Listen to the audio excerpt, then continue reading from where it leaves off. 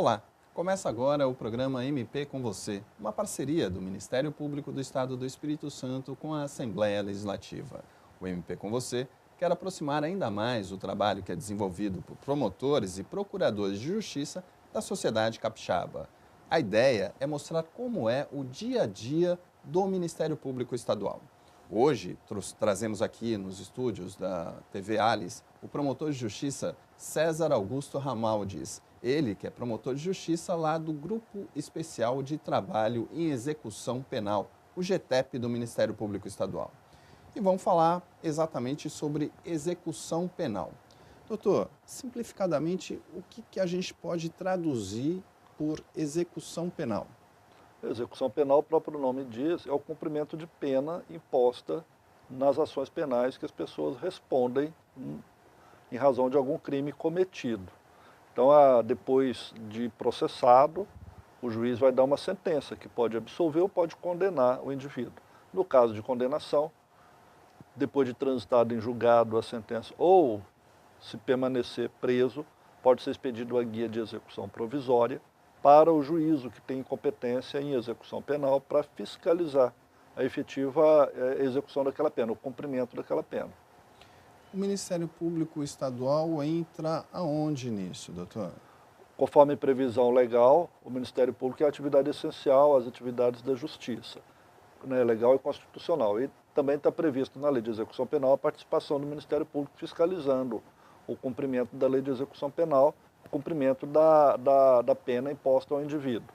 A Lei de Execução Penal faz a relação dos direitos que os presos têm dentro do sistema prisional, do que deve ser oferecido ao preso durante a execução da pena e nos compete fiscalizar a forma como ele está cumprindo essa pena. Essa fiscalização, ela tem uma periodicidade? Como é que ela funciona, doutor? A execução penal para o promotor de justiça que lida com a matéria, ela é permanente. Ela tanto se dá no processo, na guia de execução penal, propriamente dita, com relação a prazo de prisão, a tempo que a pessoa está presa, a benefícios legalmente previstos, a data do preenchimento desse benefício, o exame quanto ao preenchimento do requisito subjetivo, que se refere à disciplina, à conduta carcerária, e também a fiscalização se dá dentro da unidade prisional onde a pessoa está. Se ele está cumprindo regularmente a pena, se está sendo oferecido para ele as condições necessárias para o cumprimento da pena. Além da oferta, também o cumprimento da regra, da disciplina, que é imposta pelo Estado dentro das unidades prisionais. Quer dizer, o promotor trabalha tanto com a parte burocrática, né, que seria exatamente o processo ali do preso condenado, como também a fiscalização da estrutura do presídio e da forma como está sendo cumprida essa pena. Eu poderia dizer que trabalha nos dois campos, o judicial, que é o exame da guia de execução penal, como eu disse, o tempo de cumprimento de pena, os incidentes porventura havidos. E o extrajudicial, que é a fiscalização dentro das unidades prisionais.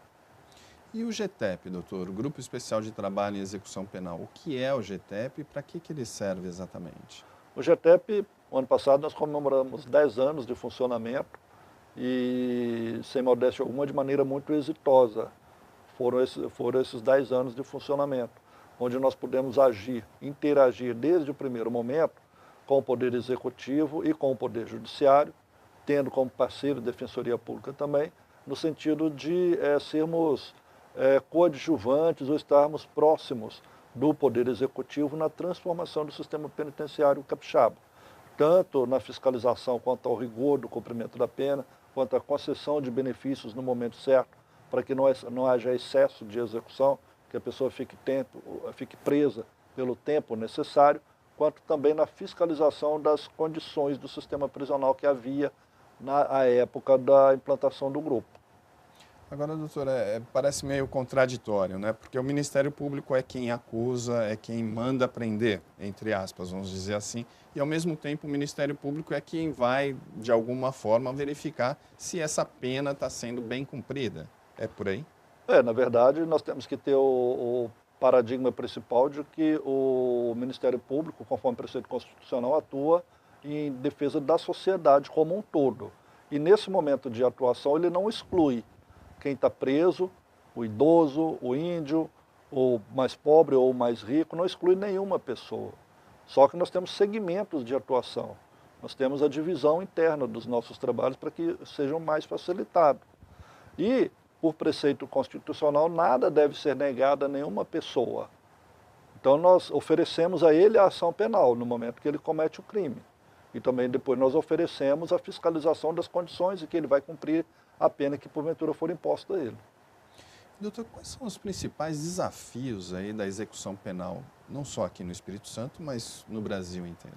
O principal desafio hoje, que é inquestionável, é a superlotação. O fato de que muitas unidades prisionais estão com um número excessivo de presos. E o desafio é também a própria sociedade, o Poder Executivo, o Estado como um todo, discutir qual é a prioridade de atuação das políticas nossas. Se nós vamos manter uma política prisional sempre em nível crescente, ou se nós vamos repensar o sistema prisional numa perspectiva de otimizar mais a utilização dos recursos públicos, numa perspectiva de tratar as políticas públicas, as políticas sociais nas comunidades, de maneira com a perspectiva de diminuir a criminalidade. Seria um trabalho preventivo? De forma preventiva. O sistema prisional é a última ratio, por assim dizer, é o último momento que nós temos de tentar consertar o indivíduo. E ele, ao mesmo tempo que tem essa premissa de consertar e ressocializar, ele é altamente excludente. Ele exclui o indivíduo da comunidade onde ele mora, passa a ser segregado com pessoas totalmente diferentes, e a comunidade, a sociedade, a família tem pouco acesso a esse ambiente. Então é antagônico. Às vezes nós vemos um passarinho cantando até muito bonito dentro de uma gaiola, mas pela própria natureza do pássaro. Temos certeza que ele solto na natureza, ele vai cantar muito mais bonito e vai ter muito mais alegria na sua vida. O indivíduo não é diferente, nenhuma pessoa foi feita para ficar presa. A prisão é o momento crítico daquela pessoa. E nós temos que criar condições adequadas para essa prisão, que não é fácil porque depende muito da participação comunitária, da participação social, e ao mesmo tempo é necessário que o Estado faça a contenção, porque o número de presos é grande, há de buscar uma identificação daqueles que tenham um interesse, uma vontade realmente de se recuperar, de voltar para o meio familiar, para o meio social, daqueles outros que infelizmente pensam o contrário. E felizmente o número é bem menor do que o número daqueles que querem realmente voltar e não cometer mais crimes. Mas seja como for, doutor, é muito difícil mudar esse pensamento da sociedade, né? Porque para ela o preso, o condenado, ele deve ser segregado e, ao mesmo tempo, quando ele sai, ele também não é aceito, podemos dizer assim. O Ministério Público não pode abrir mão também da ação penal e da perspectiva de condenação quando há elementos para pedir a condenação. E eu penso dessa forma também. As pessoas autoras de crimes, elas têm que ser punidas. Se for o caso de segregação de liberdade, que ela seja presa. Existem outras alternativas penais que podem e devem ser usadas para delitos menores, menos graves, menos ofensivos, que estão sendo usados em larga escala. A segregação, ela, no primeiro momento, é o remédio mais fácil que a sociedade busca, porque, ao mesmo tempo que segrega, ela também acomoda a sociedade. E nós temos que repensar e tirarmos a sociedade como um todo, instituições, igrejas, famílias, tirarmos todos desse comodismo para que a gente possa realmente reverter esse quadro, principalmente de maneira preventiva, evitar a criminalidade da forma como vem acontecendo. Felizmente, alguns números têm mostrado redução de alguns crimes, especialmente os mais graves, de crime contra a vida. É uma perspectiva que se cria favorável à sociedade. O senhor falou aí que o GTEP, né, o Grupo Especial de Trabalho em Execução Penal, completou 10 anos aí em 2016. Quais as principais ações que o senhor poderia destacar nesse período de atuação do GTEP? Eu diria que a fiscalização do sistema prisional, as péssimas condições que existiam à época, com muitos presos em delegacias, em carceragens realmente muito ruins, o questionamento, a provocação do Estado a construir um novo parque prisional e a descentralização, que isso é importante que se mantenha, que se iniciou e teve uma pequena pausa que a gente espera que aconteça, porque é conveniente que o preso provisório, o condenado, fique mais próximo do seu núcleo familiar, do seu meio social, para que ele seja reintroduzido naquele ambiente e não conviva com outras pessoas totalmente diferentes, que pode ser prejudicial àquela pessoa. Isso tem ocorrido, doutor?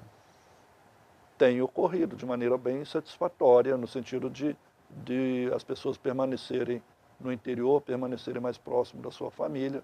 Depende agora da construção de mais algumas unidades em algumas cidades do estado do Espírito Santo, melhor dizendo. O senhor falou da questão da superlotação. Aqui no Espírito Santo, essa questão de alguma forma não atrapalha essa possibilidade de ressocialização?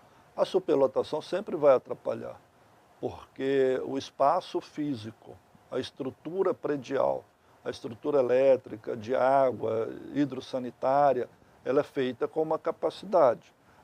E também os recursos humanos. Há uma previsão em razão da capacidade da unidade.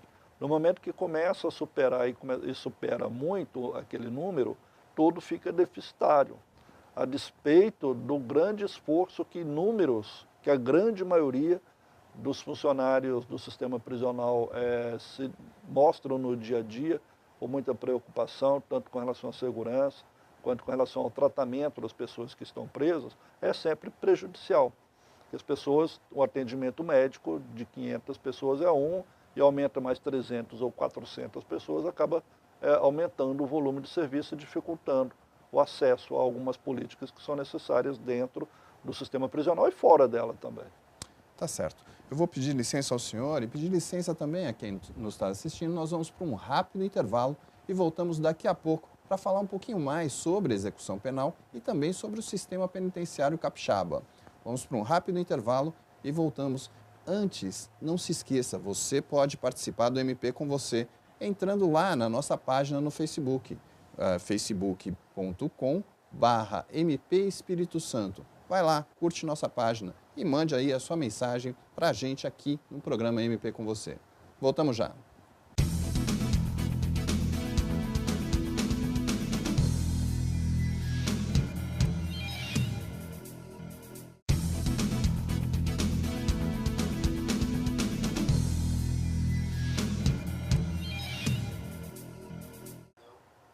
Estamos de volta com o programa MP com você, uma parceria do Ministério Público do Estado do Espírito Santo com a Assembleia Legislativa. Hoje recebemos aqui nos estúdios da TV Alice o promotor de justiça e coordenador do Grupo Especial de Trabalho em Execução Penal, César Ramaldes. Doutor César, vamos continuar aqui falando sobre a execução penal e também sobre o sistema penitenciário capixaba. Segundo dados aí de 2015, a população carcerária aqui no sistema penitenciário capixaba era a 8ª maior do país. Qual a situação do sistema hoje? Que avaliação que o senhor faz? O sistema penitenciário capixaba ele tem funcionado bem. Ele tem suportado esse número excessivo de pessoas. No entanto, há um déficit de vagas, que já se aproxima de 5.000 vagas, o déficit. É muita gente. É muita gente. No decorrer de 2016, várias ações foram desenvolvidas, né? O projeto Cidadania nos Presídios, que nós pudemos analisar inúmeros benefícios em favor dos apenados. A audiência de custódia, que já vem funcionando desde 2014 aqui no Estado, também tem ajudado a qualificar o mecanismo de aprisionamento das pessoas, principalmente dando uma perspectiva daquela pessoa que desde logo pode responder a uma ação penal em liberdade, ele já não adentre ao sistema prisional. No entanto, o sistema ele é bom com relação à sua estrutura física, ele é bom com relação aos recursos humanos, principalmente pela qualidade, pelo afinco com que os funcionários, tanto de segurança quanto de áreas técnicas, demonstram no seu dia a dia. No entanto, ele é ruim em razão da superlotação. A superlotação gera dificuldade na atenção ao preso, como eu já disse anteriormente. Doutor, quais são os direitos aí, os direitos básicos do apenado? Olha, os direitos básicos do apenado são todos que todo cidadão tem, à exceção da liberdade, que ele está privado em razão da condenação, e à exceção ao direito civil, ao direito eleitoral, que há a suspensão enquanto ele está cumprindo a pena. Fora isso, ele tem todos os direitos, e como ele está segregado e ele está à disposição do Estado para cumprir a pena que lhe foi imposta, o Estado tem que oferecer a ele todos esses direitos. E como é que é o trabalho de ressocialização? Quer dizer, de que forma o Estado deve implementar essa ressocialização? E de que forma o Ministério Público, obviamente, vem a fiscalizar esse trabalho? Nas unidades de presos já condenados, regime fechado, regime semiaberto, tem que contar com equipe multidisciplinar, de psicólogo, de assistente social, além da equipe de saúde. E é bom que conte também com laboterapeuta, com pessoas que possam definir qual o melhor caminho a ser tratado de cada uma dessas pessoas, qual a melhor forma de tratamento, a individualização. Não adianta nós pegarmos uma massa de presos e imaginarmos que todos eles terão o mesmo tipo de tratamento. É preciso individualizar. Não é fácil, mas também não é impossível. A partir dessa individualização, do conhecimento de alguma aptidão laboral que a pessoa já tenha tido antes de ser preso, o nível de escolarização de cada uma dessas pessoas, na medida que vão surgindo vagas, tanto internas dentro da própria unidade, quanto para fora da unidade, quando a pessoa está cumprindo pena no regime semiaberto, elas devem ser destacadas, alocadas nessas oportunidades.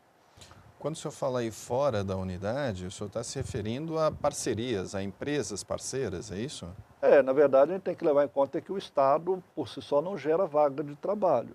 E para o sistema prisional, já há 6, 7 anos, tem sido feito um trabalho muito bom junto à comunidade, junto ao poder econômico do Estado, para a absorção da mão de obra prisional. Então, tem quase 3 mil presos que trabalham no sistema prisional, tanto internamente quanto externamente. E o preso que está cumprindo pena no regime semiaberto, ele pode sair durante o dia para trabalhar nessa empresa conveniada, que às vezes absorve só um preso e às vezes absorve 30, 40 pessoas, e retornar no final da tarde para se recolher, e nos finais de semana também se recolher, no dia que não tem atividade de trabalho, se recolher.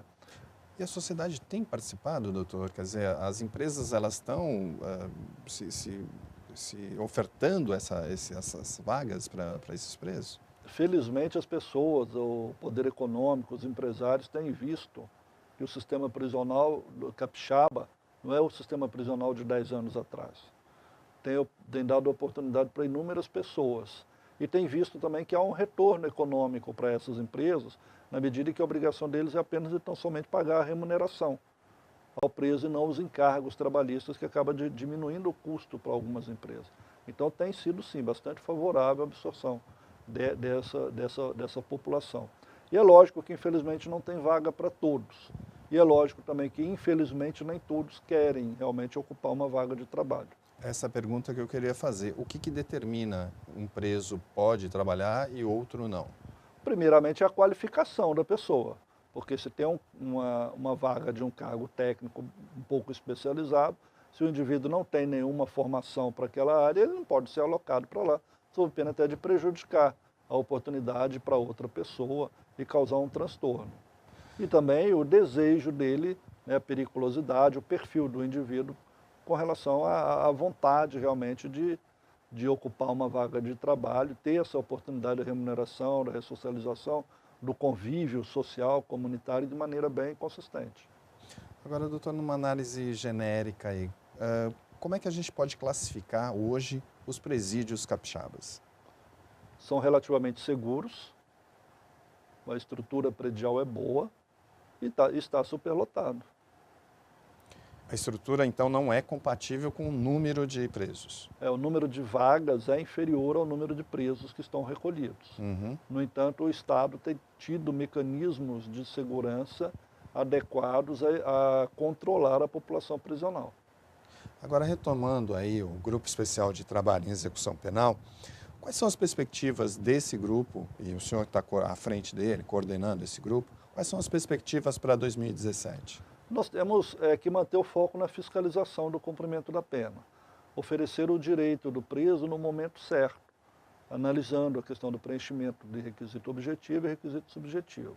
Além disso, a nossa preocupação também é criar algumas oportunidades de aferição, de participação de alguns presos internamente em algumas atividades, para que eles possam ser qualificados, para que eles possam ser reconhecidos como aptos a alcançar algum outro degrau na execução da pena. Como se daria isso, doutor? Então nós temos criado na Penitenciária Agrícola de Viana, nós temos criado também na Casco-Viver alguns projetos. Por exemplo, na Penitenciária Agrícola nós criamos um projeto de uma horta com plantas medicinais, em que a produção dessa horta será entregue para as pastorais de saúde ou para alguma ONG que queira produzir algum tipo de medicamento para a comunidade.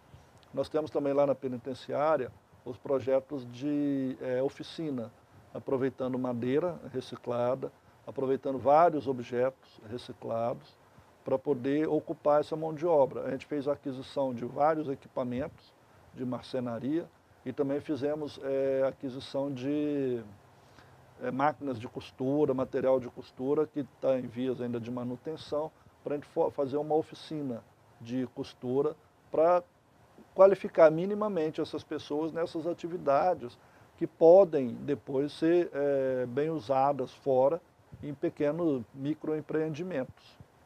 Doutor, existe sempre um olhar crítico da sociedade para com quem está preso. Sim. De que forma mudar isso? É possível?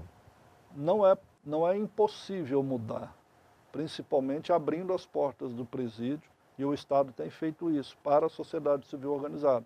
É lógico que não é qualquer pessoa que pode adentrar a unidade prisional. É preciso ter um credenciamento, conhecimento e participar de alguma ONG, de alguma igreja, de alguma instituição que se dispõe a olhar o sistema, primeiro para mostrar que são seres humanos como nós e as pessoas têm que acreditar no ser humano.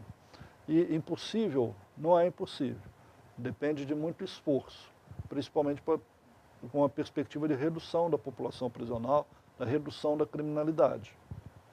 Doutor, para a gente encerrar, infelizmente nosso tempo já está se esgotando, qual a mensagem que o senhor deixaria aí para o cidadão capixaba, para quem está nos assistindo, em relação à questão da execução penal?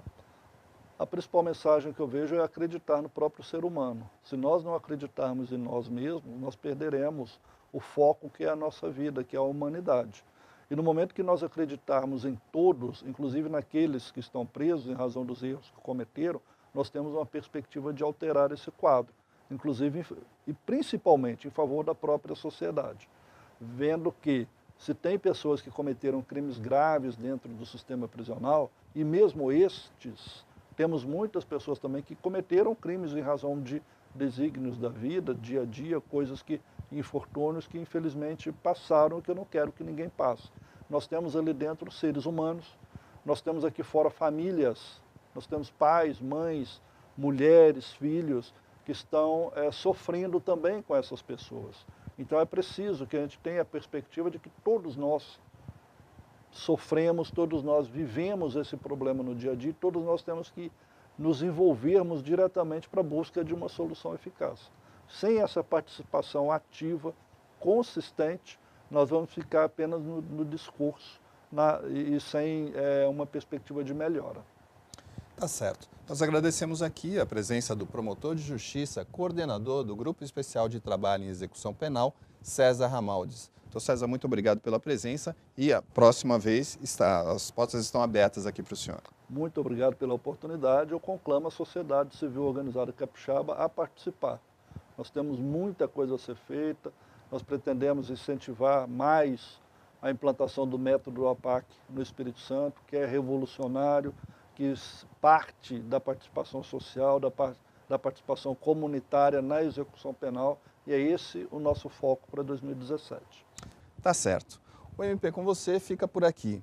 Não se esqueça, você pode participar do MP com você enviando um e-mail para imprensa@mpes.mp.br. Participe conosco, vá à nossa página no Facebook, facebook.com/MP Espírito Santo. Visite também o nosso site e saiba as principais ações do Ministério Público Estadual, mpes.mp.br.